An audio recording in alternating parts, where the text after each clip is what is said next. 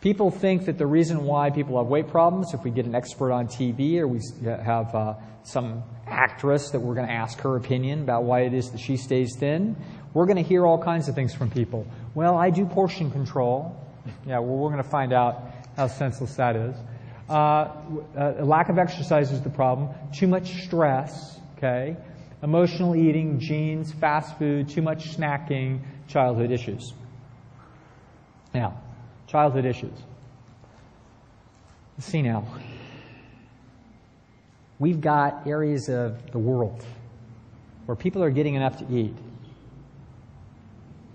We got places where there's 2 billion people in Asia, and apparently none of them have childhood issues, because not a single one of them is fat. Those parents over there are incredible. They never step on anybody's little self-esteem toes. Yet in the United States, apparently 70 to 80% of the parents are just butchering the psychologies of their children, since 7 or 8 out of 10 kids is going to wind up with a weight problem. Okay? The only thing is, it's a little weirder than that. Because over there in Asia, the cats and the dogs aren't having a weight problem either. But over in America, we must be mistreating our animals, or we're putting the lid up and down on the kitty litter box a little too early or a little too late. There's something deep psychologically wrong with how we're raising our kittens, because they wind up with this problem. Okay? The problem is not psychological. Weight problems are not psychological. Weight problems cause psychological problems. That's a whole different story. We have reverse cause and effect here, and the reversal of that cause and effect is tricky for people to understand. Sometimes it's very hard to know, which comes first, the chicken or the egg. It's very difficult to figure that out. So it's difficult for people in the midst of battling a weight problem to try to figure out, well, why am I having this problem? What is going on? Where did this start? How did this happen? And so, of course, they're going to look for psychological reasons why this must have happened, but they're looking in the wrong place. The weight problem is causing psychological turmoil. It causes a great deal of turmoil. Okay, it causes social prices to be paid, romantic prices to be paid, self-esteem, prejudice in the workplace. It causes all kinds of has all these kinds of ancillary problems that result from this, and it's rough. And so, of course, people then, in the midst of that analysis, start thinking that maybe this problem is psychological, but it's not. Here we have Frisky. I once lived with 2 cats. One of them looked like this. Kind of had my genes. Then there was one that looked like that. Spot. Cleverly named. And it turns out that when I'd eat them, I didn't eat them, sorry.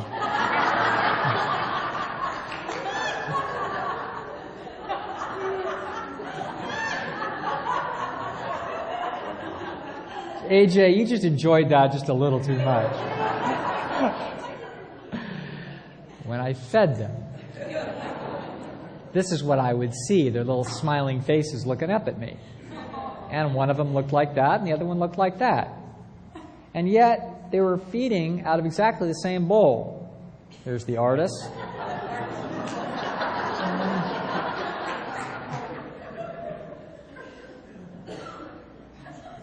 Now, that's important for us to understand.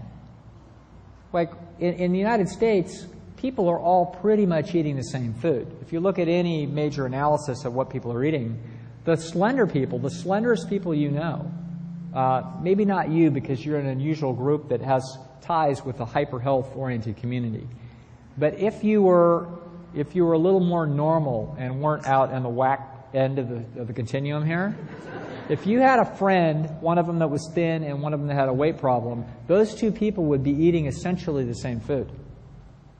Their food choices aren't any different. We've got maybe 10, 15% of the United States. We've got 30 or 40 million people that don't have weight problems.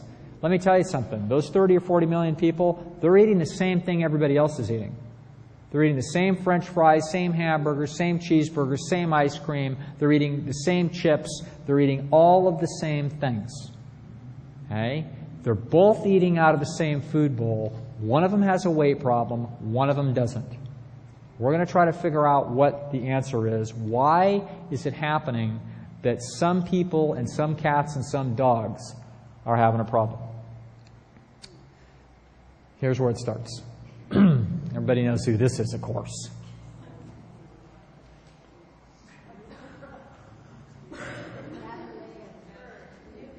It's Isaac Newton. Okay? Here's Isaac here. And he's sitting under an apple tree, and the apple drops and hits him on the head, and he says, I've got it. The moon is not falling to the earth, but the apple fell on the earth and it's accelerated down at whatever it is. We got the inverse square law. Okay, hold on a second. Before I get this all figured out, I'm going to have to invent differential and integral calculus and some little hassles like that. But no problem. By the time I'm 24, I got it all mapped out. And what he winds up was the law of gravity. We have something else that's just as universal. You're going to see it all over the animal kingdom. It's the law of satiety. The law of satiety is that animals eating to full satisfaction or satiety in their natural habitat will, over time, neither eat too much or too little for optimum health. They're not going to do that.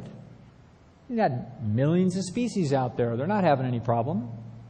You've got trillions of individuals of those species. They're not having any problem.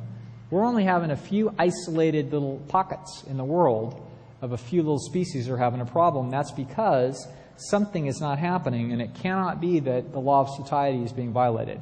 Because the law of satiety is a natural law. It's just how it works.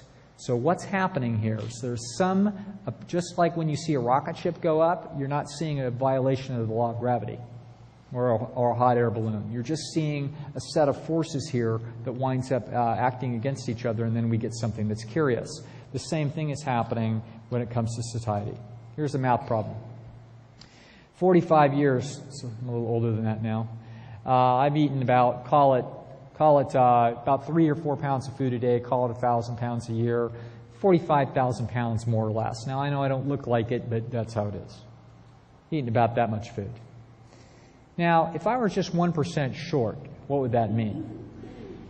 If I was 1% short, that means I would have been 450 pounds of food short by now. And if I was 450 pounds of food short, I would have had to cannibalize that food out of my own tissue, which means I'd be a dead Doug. There's no way I could have survived that. So I could not have survived eating 1% less food than I needed. If I ate 1% too much food, then I would have eaten 450 pounds of food too much, which means I would have stored quite a bit of fat on me. I might have 30 or 40 or 50 extra pounds of fat. Now that seems reasonable. So now what we're going to look at is we're going to look at data, for example, that takes the average woman in the United States between the ages of 20 and 40, and over that period of time, the average woman gains 1 pound a year. That means 1 pound a year is, call it 3,500 calories a year. Over 365 days, it's about 10 calories a day. Nip by nip by nip by nip by nip. It's like a little drop on a rock. It's just gently taking place where the person is systematically overeating. They are not massively overeating. They are not completely out of control. The laws of satiety are working as hard as it can on this creature to try to make sure that it eats the right amount of food, but it's missing a little bit, and it's missing always on the high side for some people, and in fact most people. The reason why this is happening, we're going to look at now, but we're going to now see how it is that you could possibly engineer a creature to be so close to perfect. Because throughout the world, they aren't 1% off. They're perfect. You look at the gazelles, look at the crocodiles, look at the llamas, look at the cheetahs. They've all got it just right. None of these things are walking around 20 or 30 or 40% overweight. None of them. And as long as there's food, they're not starving to death. They're within very, very narrow targets of perfection, just as human beings are supposed to do. So if we have a mistake, those mistakes aren't large. They can be very, very small, but they are inexorable. In other words, you cannot seem to stop them. Can't seem to keep pushing yourself away from the table with self-discipline. That does not seem to be the answer. The reason is that these are unconscious processes. And they're engineered or they're administrated through an area of the brain called the hypothalamus. The hypothalamus does an awful lot of regulating in the body. So, for example, it's regulating your fluid intake so that you get thirsty if you get a little bit low on fluid, and then you get satiated as soon as you've had enough. It's going to regulate your sleep. So if you're short of sleep, you feel it, and then you feel a pressure in order to sleep. If you get cold or too hot, you feel like moving to an area that's better. In other words, you're constantly moving and adjusting to try to put yourself in idealized circumstances for survival. The same thing is going to happen with food. There's no reason why this shouldn't work perfectly. Each and every one of you in here, every single one of you, has a perfectly functioning satiety mechanism. There's nothing wrong with it. Okay? Some of you are having more weight problems than others. Some of you aren't having any weight problems. The reasons we're about to look at. The satiety mechanism in the hypothalamus is going to be sensitive to inputs from the digestive system. And there's going to be many mechanisms. I'm just going to look at one example of how this how these problems can be generated. You have both in your digestive system both nutrient receptors and stretch receptors. So your stomach is designed by nature to cause you to tell you to stop eating when it's been stretched out, when the receptors are getting evidence that there's no reason to put any more in there, that we've got about as much as we can handle. And so that's a primary method short-term method by when most animals, including people, say that they've had enough. If you put more in there, it starts to get them into pain. So that's a regulating system to help us eat about the right amount of food. But that's not enough. Because if you were only designed by nature just to be paying attention to stretch receptors, then we could simply fill your stomach with a bunch of lettuce, and we could put a pound of lettuce in there, which would only be about 100 calories, and you would feel fully satiated. And yet, if we did that 3 or 4 times a day, which is about what you're designed to do, is eat about 3 to 5 pounds of food a day, if we did that, you'd only eat 3 or 4 or 500 calories, and you would starve to death, because you cannot survive on that. So the nervous system cannot simply depend on stretch reception because it's not adequately reliable. You need to actually have another system, and that system is going to be nutrient reception. So that your digestive system can detect fat, sugar, and protein. It can actually find out and count how much of each of those things that you put in there. So that it can actually figure out, all things considered, about how many calories did we eat. And that's how that's going to work. So you've got different kinds of receptors in there doing its best to say how many, of this food that you just put in there, how much of the fat did I get, how much of the carbohydrate, how much protein, how much of this is just fiber. And so all together it works together as a counting system or as an accounting system to try to tell you when it is that you should stop eating and when you need to continue. Now, so this is what they are. Is they're just a calorie estimation system with stretch receptions to tell you sort of by volume that you've had about enough. But then the nutrient receptors are actually a little more sophisticated, trying to give you an accurate count. Obviously, if you ate a bunch of lettuce and a slice of bread, then it could say, okay, well, that slice of bread is a lot more concentrated than just the lettuce, so we've got to give you more credit for how much it is that you just ate, so that we don't want to overeat. Okay, so this is all how this thing is being balanced.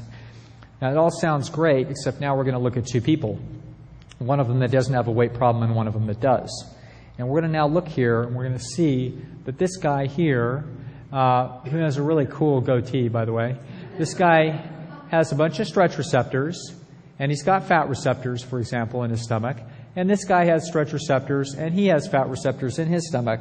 So far, so good. Everybody's on an even playing field, but we've got a mystery here about why one of them is having a weight problem and one of them isn't. Now what we're going to do is we're going to put in 500 calories of whole natural food. It's going to have a bunch of colors to it. It isn't going to just be one thing. We're going to have some salad, and we're going to have some red beans, or whatever it is. We're just going to put a bunch of food in there. And what's in that food mostly is going to be fiber. And the reason is that's what most whole natural food is fiber and water, actually. You can look at this, obviously, because pure carbohydrate is, I think, about 1,800 calories a pound, and pure protein is 1,800 calories a pound, and pure fat is 4,000 calories a pound. Yet, whole natural food is 100 calories a pound for lettuce, 200 calories a pound for most vegetables, 300 calories a pound for fruit. If the caloric constituents of food are 1,800, and 4,000 calories a pound, and yet the food itself is only 300, 400, 500 calories a pound, it must be that the majority of that food is fiber and water. And that is exactly what it is. So what we do is we put a whole bunch of food in here we might put like a pound of food in there, and the average calorie density of that food might be 500 calories. So we have some berries at 300 calories a pound, and we've got some potatoes and beans at 500 or 600. On average, we put some food in there, we get 500 calories. And that's just the right amount of food that this guy needed to say, that's all the food that I need for the next several hours, and to hit the satiety mechanism. It stretches out his stomach. The little calorie receptors are in there determining what the fat content is and the protein and the carbohydrate content. And he says, thanks for the 500. I'm all happy. That's just what I needed for my optimum function right now. No problem. Just like every other creature on earth. Now, our guy right next to him has exactly the same equipment. We put the same calories in there, and he also has the same response. And when he reaches that 500 calories, a little switch will go on in his head, and he'll say, I'm fully satiated. I don't want any more food. And you might say, oh, no, he doesn't. He has a weight problem. That guy's going to keep eating. He's going to keep eating more food. That's why he's got a weight problem. No, it's not. It's not why he has a weight problem. He does not eat past this mechanism. His mechanism works just as well as the other guy's mechanism. There's nothing wrong with him. Now, what's the problem? Problem looks like this. There's actually several problems, but we're going to look at this one. Now what we're going to do is we're going to put some chocolate shake and a cheesecake or something like this in the first guy's gut. And what's going to happen is that we're going to put only 500 calories in there, because that's about how much he needs for the next few hours. Except that because it's some chocolate shake and a cheesecake, it's very, very concentrated food. So it's not a big bunch of food now. This isn't a big bunch. It's now a lot smaller because it's about 1,500 calories a pound. But when we put it in there, the stretch receptors aren't going to be as active because it's only about a third as much food. But yet, he still says, thanks for the 500, because he can count up all those calories so effectively, because here he's got fat receptors that are going absolutely crazy. They're saying, wow, you just gave us something really, really fatty. Oh, boy, is that a lot of calories. That's about 500 calories we've eaten already. And he's done. He's not interested in having any more food, even though his stomach's only 1/3 full. He's had enough. Now, problem here is that this fella, when we put the very same 500 calories into his stomach, it only fills it 1/3. And his stretch receptors are saying, well, that's not very much food, but I feel a lot of fat in this food. So there's more calories in it than just 1/3 of that other meal that we had the other day, which would have been what? 1/3 of 500 would have been about 170 calories. So he says, this isn't 170 calories, it's more than that. I think there's a lot of fat in here. My fat receptors are singing. I think there's about 400 calories here. But you know what? I need 500. So I want another 100 calories. So now he eats another 100 calories. But now he's had 600, not 500. But he thinks he's had 500. And now our guy just systematically overate. Why did that happen? That happened because, as we look in here, we see he doesn't have as many fat receptors. So when we fill his stomach with a really, really high-fat food, those receptors can only signal so fast and so long, and they can't pick it up. They're not sensitive enough. Whereas this guy over here has a ton of fat receptors, and so when we throw a super high-fat meal in there, he can figure it out. Individual differences. This is one of many individual differences that there are in satiety mechanisms, but this is probably going to be determined to be a very, very important one. The reason why I say that is rat studies have already shown that this predicts, which rats are going to gain a lot of weight on a high-fat diet quite well. So this is telling us a story here that some rats, this guy here, this guy can pick up that calorie density and he can shut down that hunger drive despite the fact that it's very unusually dense food, whereas the other guy can't. This guy's the freak. This guy's normal. That's what you need to understand. Normal would be that you shouldn't be able to pick that up, but some people can. Why? Individual differences in genes. You guys, I believe most of you have probably heard of the great fighter pilot Chuck Yeager. Was a World War II hero, test pilot, first guy to break the sound barrier, etc. Gutsy character. One of the reasons why he survived in World War II was because he had extraordinary vision. I forget what it was, and an optometrist could tell me how this works. It's like 2200 or 220, something like that. Super long-distance vision. This was before radar, so he could pick up the Germans. He could see them by sight before they could see him. So he could maneuver out and around them so they'd never see him coming. And for a long time in aviation, it was very important for people to have really good vision. I'm not sure how important it is today, but it's always been an important issue for this kind of early history in the field. It's just genetic difference. Chuck Yeager was better designed for doing fighter pilot work in an environment where there wasn't any radar. Great specimen for that. If it so happens that you're a freak, that you've got all kinds of ability to detect super concentrated calories in a land that's full of them, even though you were never supposed to be in that land, guess what you get to do? You get to eat as much as you want of all the crap you are and not have a body that's out of shape. Well, good for you. That doesn't mean that you are superb or superior when it comes to your willpower, intelligence, conscientiousness, or anything else. It just means you're unusual. And if it turns out you're struggling with this problem, that you are in fact eating foods that are too concentrated, like everybody is, and you are struggling with the pleasure trap the way everybody does, and you have a normal nervous system that cannot pick up these super concentrated calories and count them effectively, then you're going to wind up with a weight problem. Just like my cat Boo is having a problem right now eating Newman's food. Okay? Now, this is breaking the law of satiety. You can fool the stretch receptors by basically, when you put food in there, if you take the fiber and water that was supposed to be in there with the food, we've now shrunken the food and we've got a problem. And now we're going to have to fill more food in there, even though we got plenty of calories. That's going to be the number one issue. You can fool the nutrient receptors by making the very, very concentrated nutrient in the human diet, i.e. fat, by putting it in there at a level that it can't detect it, that it's just too, there's just not enough sensitivity in the system for the people to pick that up. Most people cannot pick up high concentrations of fat. They will not judge the amount of calories that they ate very well.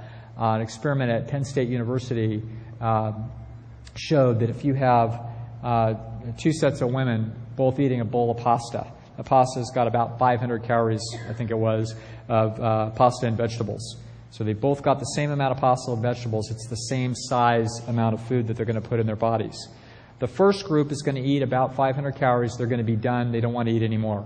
The second is going to eat that same 500 calories of vegetables and pasta, and when they finish, they too are going to be done, except that we did something to the second group. We've put a couple of tablespoons of oil on there, and that's 300 calories. A tiniest little bit of fluid that we put on there, and it winds up, even though it doesn't change the size of the food, so it doesn't basically alter the stretch receptors at all, those people slurped up the same amount of pasta and vegetables plus 300 extra calories. Do you understand how dramatic that is? That the people over here that didn't have that in there would never eat another 300 calories of pasta and vegetables. That would never happen. That would way go past the stretch receptor and nutrient receptor activity. They're long since done by the time they go to 500 calories. But you can slip in super hyper-concentrated calories very easily, and most nervous systems can't see it. And that is the problem that we have. That, folks, is the number one problem with weight management today, is that people are eating high concentrations of fat and it's slipping past the satiety.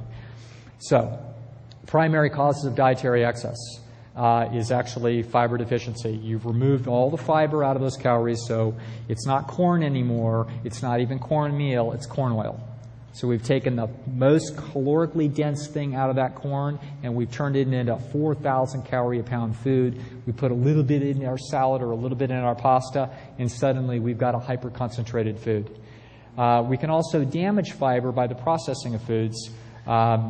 We can actually take that food and make it much, much easier to digest so that the body doesn't have to work as hard. And this is what happens when we do a lot of grinding. So it's very easy for me to eat a lot of bread but it's not so easy for me to eat a lot of rice.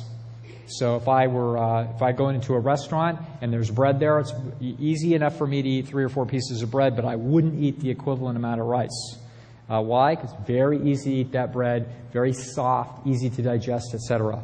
And that disturbs the stretch receptors mechanism, because as you put food into the stomach, it's having to work it and stretch out the stomach and work, and the muscles are going to having to work. Whereas if we put it in there where it's been basically pre-digested by steel teeth, when it's been through a processing mechanism, then you don't have as much reception when it comes to the calories that you've eaten. The result is that you can overconsume calories, and you can wind up basically, for all intents and purposes, the diet is artificial.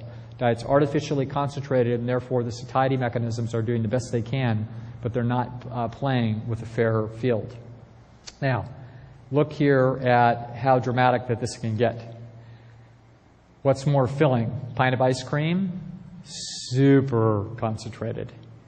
Okay, super concentrated food. Bunch of processed sugar, bunch of cream, introduced in Paris in 1677 to rave reviews for the next 300 years. Why? It's banging on every pleasure center in that system as hard as you can go. Very easy to eat, smooth, easy, no fiber, nothing to digest. We just go right into that system, and we can eat a tremendous amount of calories in a very concentrated space. We could do that, or the same amount of calories would be half a gallon of salad, 3 ears of corn, 2 baked potatoes, and a pound of cherries. Same calories. Do you see why it is? Where it's easy enough to overeat? Very easy to overeat. Now, let's look now at calories per pound. This is a very carefully done chart that I did. Here we have salad at 100 calories a pound. Typical vegetables could be a couple hundred calories a pound. Fruit around 3 maybe.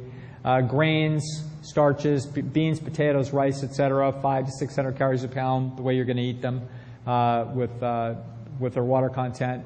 Up here we have meat at about 1,200 calories a pound typically. Bread and cheese, 1,700 calories a pound. Coca-Cola, for all intents and purposes, is going to be 1,800 calories a pound. Why?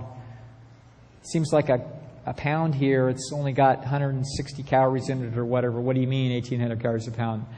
The water goes right through you. It's not sitting in your stomach in a digestive process where it's stretching out those stretch receptors and getting credit for that space. Very quickly the water goes through. It's super easy to digest. An isolated sugar like that, and therefore, for all intents and purposes, it's just pure sugar. And so as a result, what you're seeing there is 1,800 calories a pound. Now, you're only eating a couple ounces. That's why it's only impacting your satiety a little bit. So you're eating a couple of ounces of pure sugar. And so what we're seeing here, these are very concentrated foods. Chips, 2,500 calories a pound, mostly made out of oil with a little bit of vegetable. Chocolate, 3,000. Pure fat oil, 4,000. Look at the enormous difference. This is whole natural foods down here. You're talking about 8 and 10 and 15 times concentrations. So when you have foods that take up a tiny little bit of space but have a whole lot of calories, it's very easy for the system to not be able to read them. And that's our problem. So here's a graph. Stole this graph, I believe, from John McDougall. This is 400 calories of oil, 400 calories of chicken. In other words, a pretty concentrated food, but look at the difference. This is not really artificially concentrated. It's just some of the most dense food in nature. That is artificially concentrated. Here's vegan fare, full of fiber, water, etc. That's the mainstay of the human diet, would be food like that. You see what it does to the gut. Stretches it out, activates satiety, puts the person on a path where they're not going to systematically overeat. Now, the U.S. food consumption, let's figure out the great mystery of the world. Is it bad parenting, the stress that people have in the world today? Of course, it couldn't possibly be stressful to live in an environment with, political turmoil, famine every other year, and disease. That's not stressful. Only the United States is stressful. That's why people are overeating. Okay? No, that's not what's happening. What's happening is what people are putting in their mouth. About half the food is refined carbohydrate and oil. About 42% of the food is dairy and animal foods, super concentrated. All we're getting is a little bit of fiber. And yet, human nature would have been the majority of the calories would have come from highly fibrous materials. So all that's happening, folks, is very, very simple. The food's too concentrated. The problem with weight, if you're overweight now and you're saying, well, what can I eat, Dr. Lyon? What should I do? Well, if you have a weight problem, all I know is that your diet's too concentrated. I don't need to know anything else about you. Okay? And you say, well, what can I do? What if I have this, can I have that? I wouldn't have any idea. Because your genes are unique to you, so I don't know. All I know is we're going to start somewhere, and we're going to take some food that you're eating now and some food that is lower in calorie density, and we're going to swap them. And if we swap them, I know that you're going to lose weight. I don't know how much weight you're going to lose, but you're going to lose some. I had a woman that came to me to get a document signed so that she could get her gastric bypass surgery. This lady just walked into my office off her insurance plan. Can you imagine walking into my office looking for that? I don't know which of us was more upset. It's like, you came to me for what? No. I said, no, I'm not going to do that. I'm not going to let them cut out your precious organs that have been designed for you to work properly. I'm not going to do it. And you can go right down the street, and there's 5 psychologists on this street that'll be glad to take your money and do this, but I'm not going to do it. I got her intrigued. What do you mean? I said, you just have a dietary content problem. You have a behavior management problem. You don't have this is not a problem with your body. There's nothing wrong with your body. Yes, it is. I've tried every diet. Really? You've tried every diet? Ever heard of John McDougall? No. Ever heard of Dean Ornish? No. Ever heard of Colin Campbell? No. Ever heard of Dr. Esselstyn? No. Well, then you haven't heard of this diet. So I spent the next year with this lady who liked me for some reason. I have no idea why, because I was like really honoring. And I'd say, look, I want you to do this. I want you to do this. It was one of these things where we get excited, where somebody has so much to gain and you want them to do well. And so I was like pushing in a cheerleader, and I said pushing a little too hard, and she just wasn't going to do anything. But she sat right there, she at least didn't do her surgery. And this went on for about 8 months. And so I tried everything I could think of to maneuver her to get her motivated. And this is a lady that, I don't think knowingly ever ate a vegetable. I mean, this was just, it was McDonald's and ice cream, and that's just what it was. And ham and eggs for breakfast. And I said, look, one day I said, look, this is all I want you to do. I just want you to make one change. Don't make any other changes, just one. I want you to just eat oatmeal in the morning. And I don't care if you put syrup all over it. I don't care if you put Count Chocula in there. I just want you to eat some oatmeal. She said, okay. She started eating oatmeal. She went down to 260 pounds. She lost 78 pounds. She didn't do anything else. It didn't matter how hard I tried. It didn't matter how slick I was, or, little jokes or encouragement, or it didn't matter what. There was no way to get her to move. She said, I got to tell you, Dr. Lyle, that I feel good. I feel good. When I used to go with my daughter to her things at school, I was like a spectacle. And I was embarrassed, and my daughter was embarrassed. But now I just kind of look like everybody else, and I'm fine with that. I thought, well, fair enough. Okay, we did what we needed to do. We swapped one thing, and that's the effect that we got. And I knew that if we swapped something else, we'd get more, but I just had to leave it alone. Okay? Now, so you need to be thinking, if you have a weight problem now, what are you going to swap? You just need to swap something. And if you want to get more effect, you're going to swap more. Here's Joel Fuhrman's graph again. Very same story. Now we're going to look at this. This is going to be the summary, basically the summary of the principles. If you have excess fat on a body, what you're going to have is an interaction between the artificially concentrated food and the genes. And that's going to determine what it is that you're going to see. So, for example, if you're eating a very highly concentrated diet, artificial diet with very little fiber and water in it, then if you've got skinny genes, you're going to be a little bit overweight eventually. Not very much. These are the people that don't think they have any problems at all, that their diet's fine. That's until they get a heart attack or cancer. Then they don't know what happened. They need to get medical help. But they have no idea. They don't know that their diet's out of line because they happen to be protected here just by some unusual genes. If you're average and you eat this high-fat diet, you're going to wind up moderately overweight. If you do a better job on the diet and do quite a good job, relative to most people. There's more fiber in your diet. You have chicken, fish, and cheese and pizza, but you have a salad every night and an apple in the morning. Well, that puts you here. It dramatically reduces the concentration, and you're going to have less fat on you than if you're over here, okay? Now, these people here have much curvier genes. These are women that have curves. They're designed by nature that way to just be, there's natural variation in people. So these are the curvier women or the men that are naturally burly. Now, burly's pretty much the look that I've been going for. You notice that. I always wanted that look, okay? Now, the thing is that you've seen this in athletes, big, strong, terrific athletes here. The problem is that when they are doing prodigious amounts of exercise in their youth, phenomenal. If they're like professional athletes, they're fine because they just burn up all those calories in spite of the fact that they're eating huge concentrations. But the thing is over time, have you ever seen when they retire? One of the shames is to watch these guys that were so magnificent. Pretty soon what happens is they're eating this diet and they've got these hefty genes and they're way up here. And boy, is that a sad sight to see, okay? And so if you're a burly male or a curvy lady, what's going to happen is if you eat this diet, eventually that's where you're going to wind up. If you eat this diet, then you start here and you go down to here and then you stop right there, okay? If you eat this diet, and this is what would be maybe a moderately processed diet, this would be, Esselstyn, McDougall, Furman, etc., Goldhammer. Well, Goldhammer's more this direction. But if you have... That's actually true, by the way. Now, it turns out that if you eat a diet down in here, where you've got some pasta, a little bit of processed food, you have a little bit of bread in the diet, you have some amount of concentrated calories, but it's not overwhelming the system, then people wind up down in these ranges, even these people. Now, I had a woman that was very, very naturally curvy.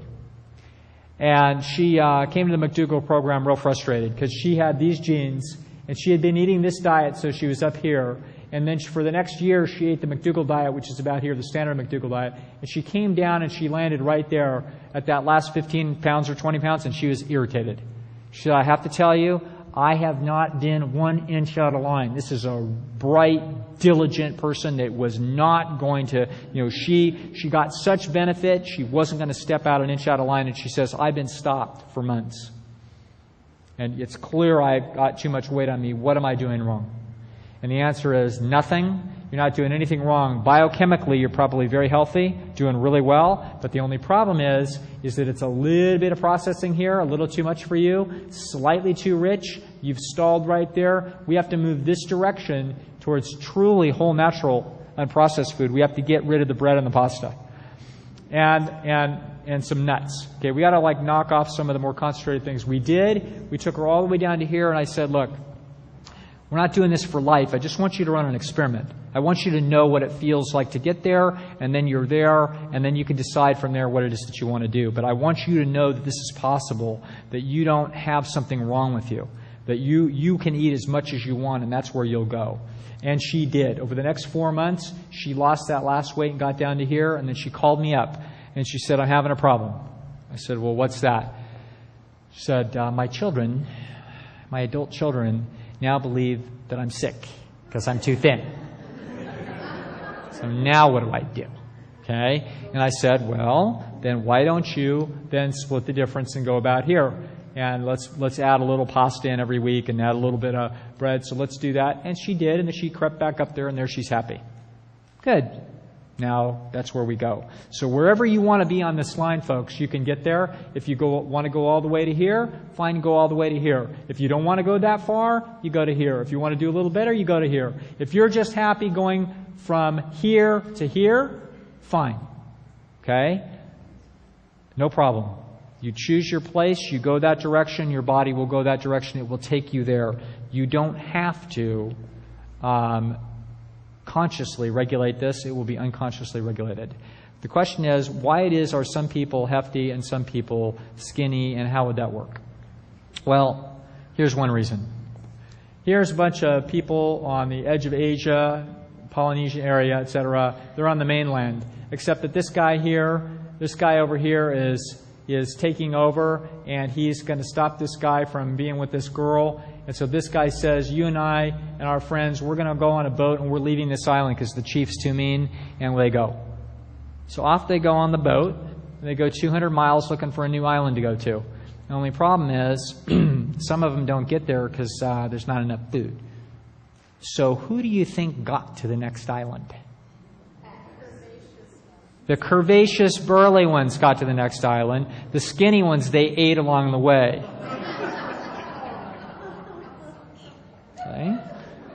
Once they got to the next island, a couple hundred years later, somebody said, that chief wants my woman, we're going on the boat, etc. They go to the next island. And over the last several thousand years, you see a migration. You get to Hawaii, and what are you going to find in the native people? Burly, curvy, beautiful people. Those burly, curvy, beautiful people, if you feed them a standard American diet, what happens? They get huge. Okay, this is where you're seeing effectively 100% rates of adult onset diabetes in 10-year-olds in Samoa.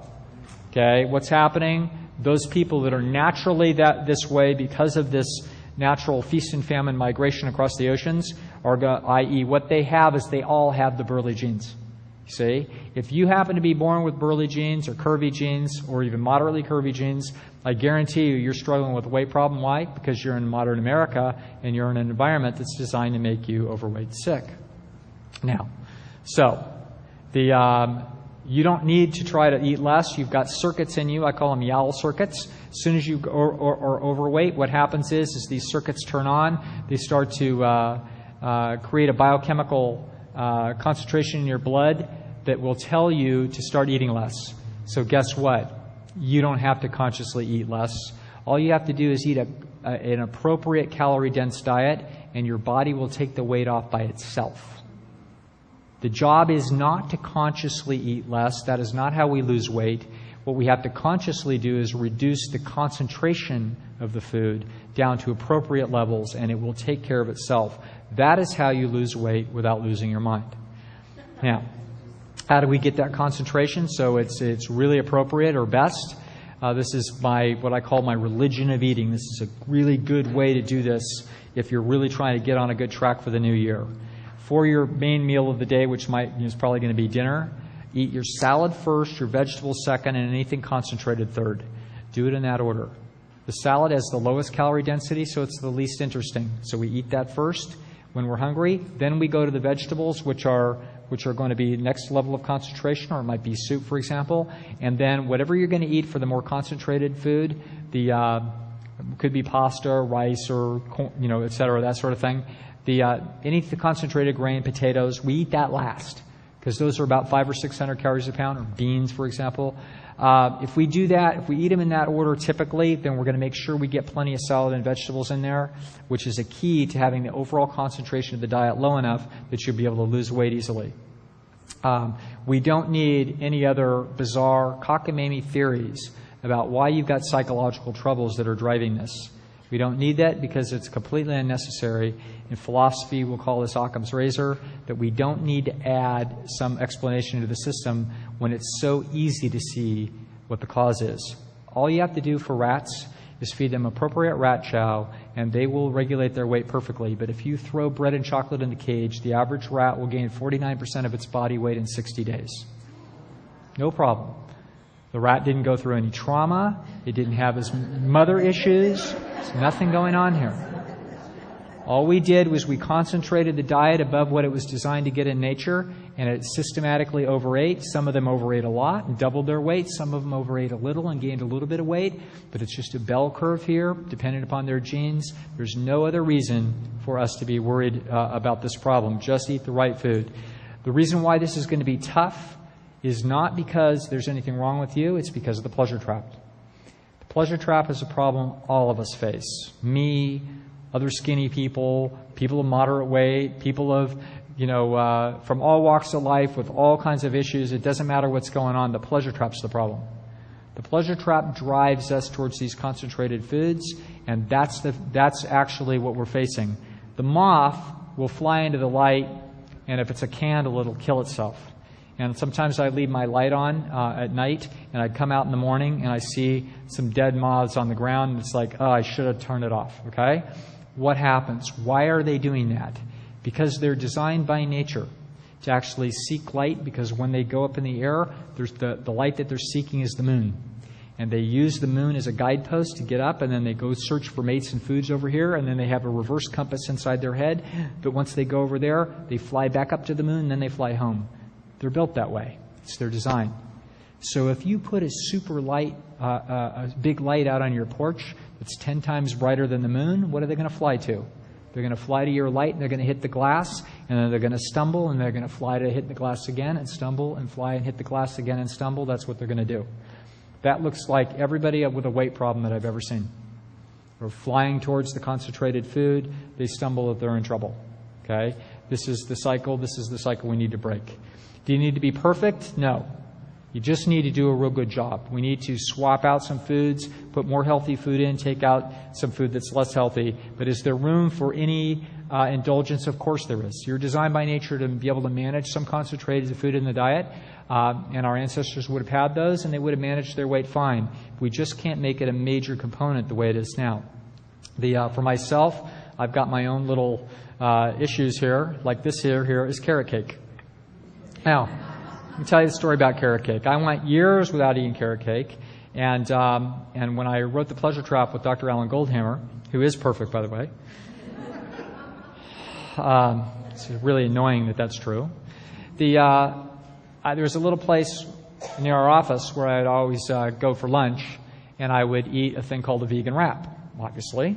And then one day, after the Pleasure Trap had been published, I thought to myself, what am I doing being so perfect? I don't need to be so perfect. For crying out loud, what are we going to make a contest out of this? Forget it. They've got that carrot cake. I've been looking at that carrot cake for 3 years. I'm going to have a piece of that carrot cake. So I had a piece of the carrot cake, and then, I had heard about Colin Campbell's work with dairy products, and I'd read John McDougall's book, so I knew I don't eat the dairy frosting, so scrape the frosting off and eat the carrot cake. It was not too bad. So the next time I went in there, I ate another vegan wrap and another piece of carrot cake. And these people all know me because I go there all the time. So I went back the next day and ordered another vegan wrap, another piece of carrot cake, another vegan wrap, another piece of carrot cake. I did this for about a couple months, and I had probably 25 vegan wraps and 25 pieces of carrot cake.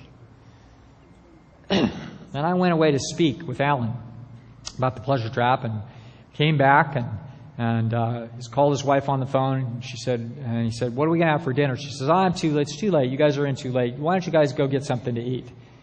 And Alan says, "Well, gosh, we're right by the Redwood Cafe. Why don't we go over there?"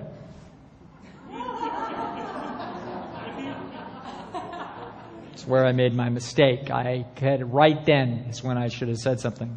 But I said, "Oh, okay."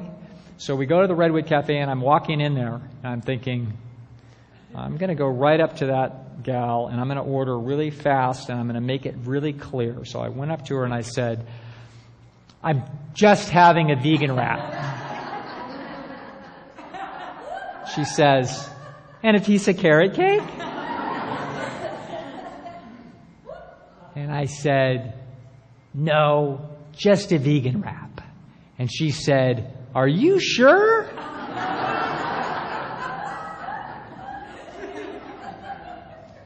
That's what Alan looks like all the time. That's the McDougall medallion around his neck. McDougall medallion, you get in a secret ceremony if it appears that you are perfect and you're going to live to 105. I don't have one of those, but that's who he is. Now, there's 2 programs that I like that I told you about before. This is the McDougall program. There's a pool and trees and John and Mary, and everybody's happy and everything's great. John McDougall is the warden for the McDougall jail, and it's a really nice jail and very pleasant. Here's the warden for Alan's jail. It's just how he looks, just like that. Folks, you don't have to be perfect to solve this problem. You don't have to discover extraordinary conscientiousness. You don't have to completely change your life. You don't have to override your hunger drive or your instincts. All you have to do is do the same battle that anybody that's seeking health has to do. It is a difficult battle. It's a hard battle. It's one that you won't simply win one day and then never have to look over your shoulder. It's one that we're all looking over our shoulder. We're always struggling a little bit with this, but if you get on a healthy roll, if you make enough of these trades so that you're habitually eating a lot of healthy food, that it becomes the mainstay of your diet, if that happens, you're going to find that your weight is going to regulate well. If it's not well enough for you, then we just have to tweak it a little bit more and go a little bit more towards more natural foods until it does. But you're not destined to have weight problems. You weren't designed with it. There's nothing wrong with your body, and there's nothing wrong with your mind. All you need to do is treat this gift that we have called life in a way that it was designed to be treated. And if we do that, and we do a good job at this, even though it's not perfect, you can have the life that you deserve. Thank you very much for coming. It's been a pleasure.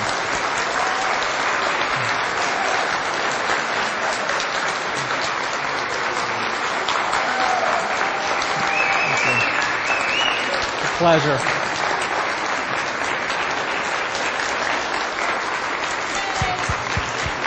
Pleasure's mine. Thank you. Does anyone have a question for Dr. Lisle? Yes. Hi, Dr. Lisle. So I'm one of those people that struggles, but I have a very healthy diet. I've worked with AJ for a couple of years now. So let's say I'm doing a smoothie in the morning, like the green smoothie. Would I be better off actually eating the whole components of that versus blending them then? Good question. The question is green smoothie in the morning, which apparently all the way from Dr. Esselstyn to here is becoming the controversy of the vegan world. That green smoothie is not a concentrated food, so this is not something I'm worried about. That would be the last thing that I would be worried about. I would be looking elsewhere in your diet for where there's some food that's maybe a bit too concentrated. Might be something slipping in on the side somewhere. Those, even a little tiny slip somewhere, can be vastly more important than what would be happening with that green smoothie. So let's look for other places for a little bit of too much concentrated food first, and let's make that swap, okay, and worry about that last. Very good question. Okay, yes. Hi, Dr. Lisle. Hi My there. name's Alyssa. This is really cool. I don't know how I never heard the second part of your talk before. About the genetics you explained about the more burly people or like the curvy women. Yes. Does that mean the receptors where you store fat or your bones? What does that mean exactly? Actually, what this means is that that people, if you were to draw a bell curve of when the average person becomes satiated with respect to their food, you're going to find that throughout nature, including humans, it's going to be right on perfect. In other words, the average person is going to know if we feed them a diet that's appropriate to their nature, they're going to nail this thing. They're going to be perfect their whole lifetime. Now, as we move to the sides of the bell curve, there's going to be people that are going to actually possibly undereat a little bit, and they're going to have to be more active. They're going to get very, very slender. Okay, so they're not going to. That side of the bell curve is going to be in such a way that they're not going to. They're typically not going to systematically undereat unless we make that food unusually unconcentrated. And this is what will sometimes happen with people that switch to raw food diets. That the raw food diets are sometimes very low in terms of caloric density, and they take a lot of energy for digestion. And so some people will actually start systematically undereating, and they'll actually get too thin for optimal. They're still quite healthy, but they're not as healthy as they could be.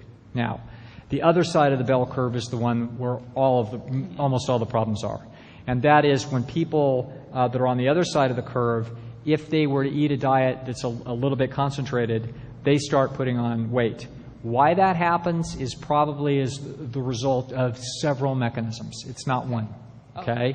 It's probably going to have individual differences in stretch receptor sensitivity, nutrient receptor sensitivity, feedback mechanisms to the hypothalamus from leptin. It's going to be all kinds of things, and it probably won't be charted out for another 15 years. We do know that it's there. You can see it as simply as with a group of rats that is all in perfect condition, and then we throw the bread and chocolate in the cage, and suddenly we get a nice bell curve Some of them are fine, and then to varying degrees, the rest of them are having weight problems. Some of them are having extreme weight problems, but all of them are having significant weight problems. But some of them are having almost no weight problem. That's the genetic variation that we're seeing when we make it radical environment change. And that's exactly what you're seeing today in the United States.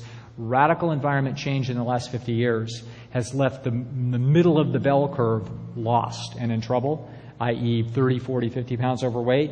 It's left some people 60, 80, 100, or 150 pounds overweight, and it's left a few people almost not overweight because they're unusual. Okay? That's how that works. Thank you. You bet. Again, thank you so much, Dr. Thank you, everybody. Thank you.